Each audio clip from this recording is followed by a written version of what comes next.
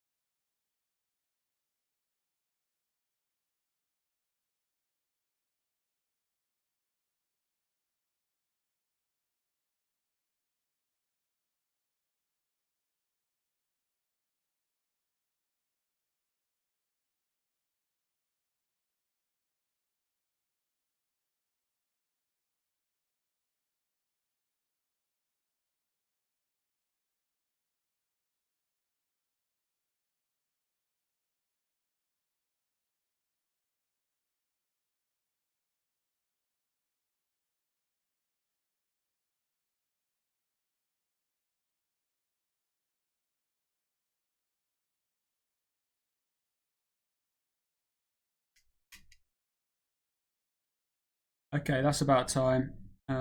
Here we go. Here are the answers. A little bit of fraction work there. You should have got 7 and 7/20ths. And here the distance, you add them together. Common denominator, 11 and 14/50. Bearings, that's really important. Good practice. 65 degrees in there. And 245, so all the way. That's what you're there.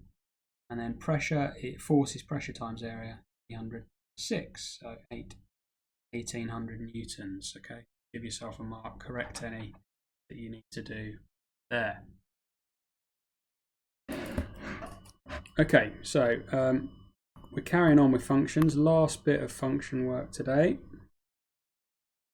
6th today. Solving function problems. Okay, solving function problems. And we're going to go straight in with an example. So I'm going to say fx is equal to 10 plus gx. Okay, and I'm going to say gx, second function, is equal to x squared. Okay, so I'm giving you two functions there. The question might be solve, so we're solving a question, solve for x, fx equals gx. Okay, standard sort of question there. Solve for x, fx equals gx. Well, what you need to do here is just replace so fx is 10x plus 3, 10 plus 3x. Replace that in. Gx is simply x squared. Okay, now I solve that like a normal quadratic. I'm going to get it all equal to 0, and minus the 3x, and minus the 10. 0. Okay, I think I can usually try and factorise these. I'm going to attempt to factorise this one. I think it does factorise. Okay, and then I've got my answers. So x is going to equal 5 or -2. So not much different. You're just replacing fx with what the function is and gx with what the function is.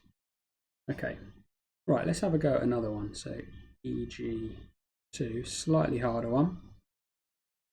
I'm going to give you two different functions this time. Fx equals 5x plus 3 and gx 1 over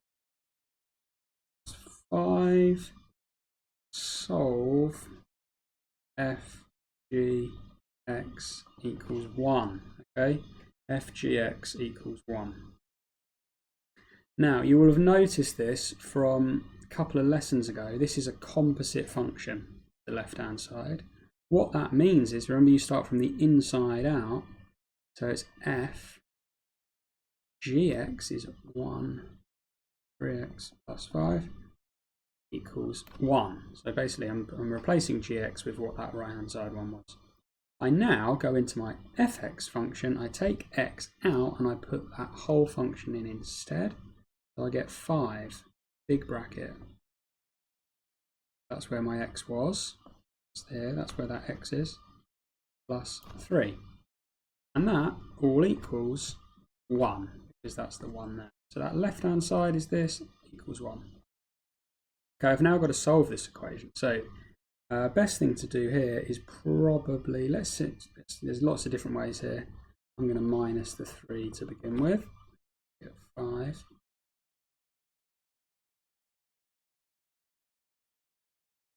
-2. Okay.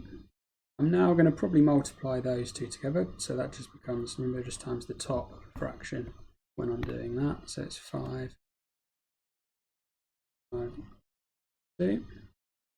Looking a little bit easier now, I can times both sides by that, bottom of the fraction. So I get 5 equals -2, 3x plus 5, and now it's getting a lot easier. I'm going to multiply this out now. -6, 10.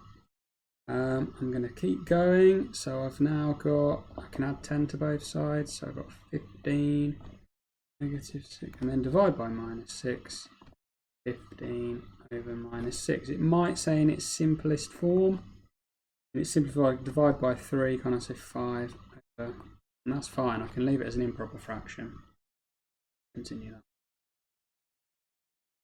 Okay, so just take your time to go through that example slowly. Once you've got the equation set up, it's just solving an equation.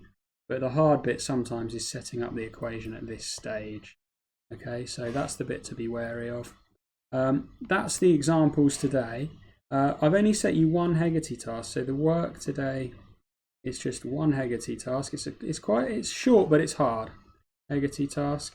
Now, some of you will finish in the allotted time. So plus any other any other tasks incomplete, even if they're past the sign-off date. So that's what you need to do. Only if you finish. And then if you also do finish on time, you can have a go at a memory task if you finish all of that before the allotted lesson time. And finally, upload workings to OneNote, which you're all becoming very good at. Okay. Right, that's the lesson for today, guys.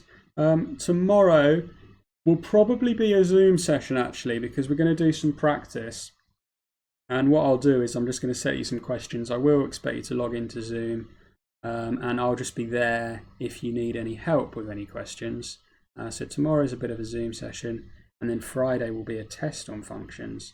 And also just a final reminder, please do get parents to email me if you're interested in doing the Further Maths GCSE course, which starts soon. Actually, it starts starts after half term, not for a couple of weeks. All right, well done, guys. Keep it going, and I'll speak to you properly tomorrow. Good stuff. Well done.